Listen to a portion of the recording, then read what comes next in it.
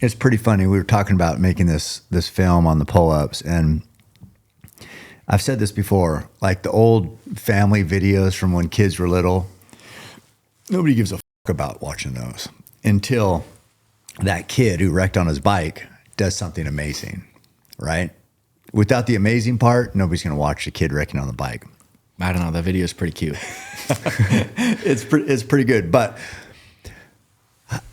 let's put this in context, because I feel weird when people are like, now they see like what you've done. We run together, we do these things. Just like, oh, you're the best dad, and I'm just like, oh, you weren't around all the time. I'll tell you that, because I definitely was not the best dad. Well, that actually reminds me, I'll interject. I went on a run today, 8 miles, after we just did the 18-miler yesterday. Yeah.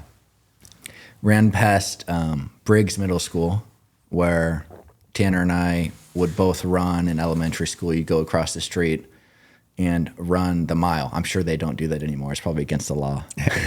You can't. That's child abuse. Yeah.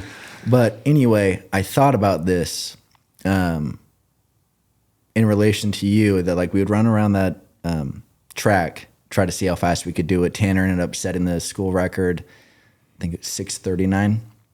And then 4 years later, I did 6:28. Big deal. Made us feel good about ourselves, all that. But for whatever reason, and I don't know how you contacted the school and were able to do this, but I would get pulled, I think starting from the first grade or second grade, when they would go and run the mile, I would go and run it with them. Mm-hmm. And then so they'd be like, hey, Truett, they're going across, so go and like get with them. And then so I'd go and run the mile with them, and I'd be the only second grader or whatever. Mm-hmm. And what grade were they? 5th. Yeah. Yeah, so only the 5th graders would go and run the mile. Oh, gotcha, yeah. So you asked the school if I could go and run it, and then so I'd get excused every day to go and run it with them. And then I remember Mom picked me up after one day after doing it, and I remember it was, I think you wanted me to get the fastest mile ever by a second grader or whatever. And I didn't get it, but I lied to Mom and I said that I got like 7:21. And I was like, I got the fastest mile by a second grader ever. And she was like, good job. And I was like, yeah, it was either that or 7:51. And then, but I knew that I got 7:51, but I lied because I think I just wanted to maybe like get you off my back for that. Just be like, if I can just give him this and maybe he'll leave me alone a little, about like trying to go the extra mile. I don't, probably not. I don't think I was too well at scheming in the second grade. You could probably see through that. But I mean, I'm sure that there was a lot of pressure as a kid, just running and then trying to perform. You're sure there was? Yeah. Or there was? Or you don't remember? It's impossible to remember. Yeah. No. Yeah, that was, I definitely never wanted you guys compared to all the other kids. So I knew that it was just the 5th graders, but I'm like, I don't care. I want my kid running the mile.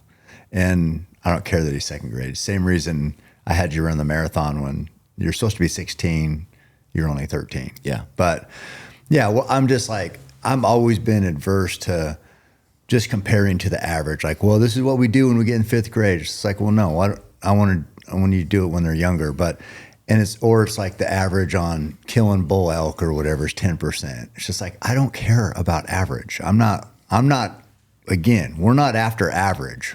We're after setting new whatever. So it started with you guys young. But I guess to the point I wanted to make is that, because there'll be some dads out there that see like our relationship, see what we've done. They tell me, oh, you're a great dad. And I'm like, no, I wasn't. Because most kids, I got lucky with kids that could respond, and it wasn't always perfect. The response wasn't perfect, but there's going to be some kids that some dads see this, starts pushing their kid, and they're just not made for it. It's just like, it's going to turn out bad. That's what I feel bad about. Yeah. I got lucky with you guys because you guys could respond. And again, it wasn't perfect. There's a lot of tears, a lot of whatever. But at the end of the day, we're here now and it's all good. But it was rough for a while. Well, and the difficulty is I responded about 10 years later. So for a while there, I mean, honestly, maybe that's what it took. For a while there, I did not want to run with you. I didn't want to go hunt with you. So I mean, it like eventually I came around, but it's really hard to say that everyone's going to be the same. Yeah, I mean, what if something would happen to me, and maybe people die all the time, dads die all the time. What if during that time where we didn't run and didn't hunt because I had pushed you guys hard, what if I would have died and then that was it? Right. We got lucky that it didn't happen, and now we have this, good relationship, and we push each other, and it's fun and all that. But it's like, yeah. So when people say stuff like it, I'm like, oh God, I definitely don't feel like I did good. But it's easy now to think, oh man, the kids turned out great. But yeah, I mean, because there was a level of, and I know exactly what you're talking about now as an adult, how we didn't go the extra mile. We really didn't as kids. Like just thinking back on it, so we did that 18-miler yesterday, finished at my high school at the halfway point, then ran back. And by the way, you absolutely crushed it, and you were faster than me. So your all-time PR is 250, mine's 242. On paper, I'm faster. Yesterday, I was dying, and you were still ahead of me for 18 miles. Mm-hmm. So you should be, in theory, yeah, sub 240. Just say it. That's your new goal. Sub 2. Okay. Anyway, I'm trying to finish Boston. That's my goal. See if I can finish Good. it. So Marist, I ran there all through high school, track and cross country. Let me set the scene. You were a great runner. Yeah. One time, were you a freshman or what? But we ran Spencer's. I did this little videos in the rain. I said the phenom, Truett Haynes is a running phenom, which you could have been at that time. Yep. So that's what I was trying to instill in you, to this belief that you were great. Yeah, and I think I was 16 at that time. That was my fastest. That was the fastest I ever was in high school. You still have 2 more years after sophomore year, and I let it go. Yeah. So tell me then what happened in high school. Well, I underachieved, and I don't know what that came from. Maybe it was just the expectations or the pressure or just how bad it hurt, because practice would hurt. But I just wouldn't go the extra mile at all. I would run with the kids in the middle of the pack during practice, and then I wouldn't be the top finisher in practice either. I wouldn't push myself to like extreme lengths or anything.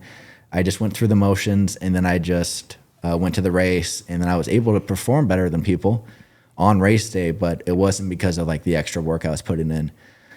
And then I think you said this yesterday, but you would see me in practice just running with the middle of the pack, just kind of like goofing around instead of like pushing and being just like being a leader, I guess. And just then giving your best. Giving my best. I would never do that. Yeah. Because losers do that. I don't know what I thought, but the weekend would roll around.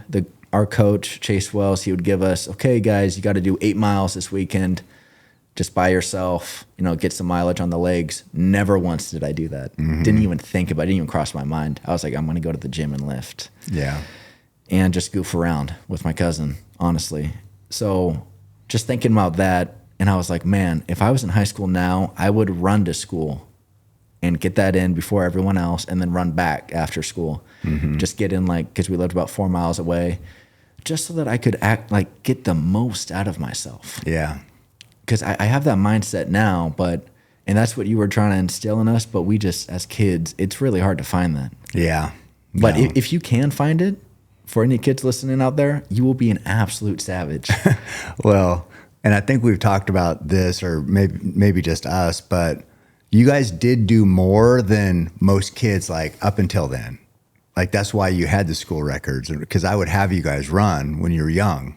And so you were outworking people before that. But then in high school, it's tough, because then kids, for most parents, when kids, before they get to high school, they'll pretty much do whatever you say, because they got no choice and they're scared of you. So it's like, no, you're doing this. I don't care what you think.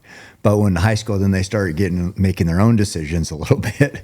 And then you can tell them, and sometimes kids will just be like, I would have done that, but since you told me to, I'm not going to. Yeah, exactly.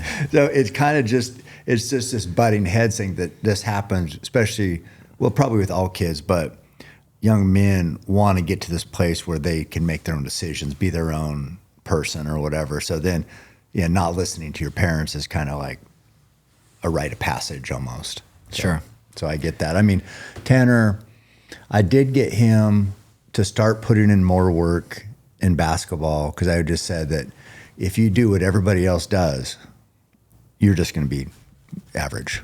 You know? Yeah, I mean, you told us that over and over and over again. Yeah, so I said, we got to do more. And Tanner, he started lifting and then would shoot 3-pointers after practice every day. And he's really good as a senior. But it was because of doing more work than others. That's what's hard. That's what's hard that's a tough lesson. It is, but if you can pick that up as a kid and recognize that more work, more discipline leads to a brighter future and also better results, that's a valuable lesson that translates to everything in life. Yeah. Do you remember, like, when I'd say that stuff to you, what would you guys think?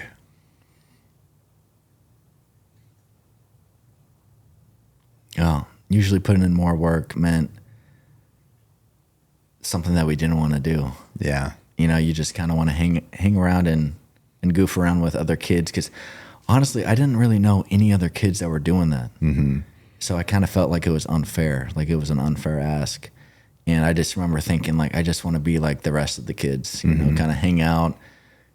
In high school, there's like parties going on, rather go and do that than whatever the heck you have designed for us. Just, I don't know. I think I just got a little bit burnt out on the whole thing. Yeah. Then would you and Tanner, like, in your bedroom say, Dad's making us, I hate Dad.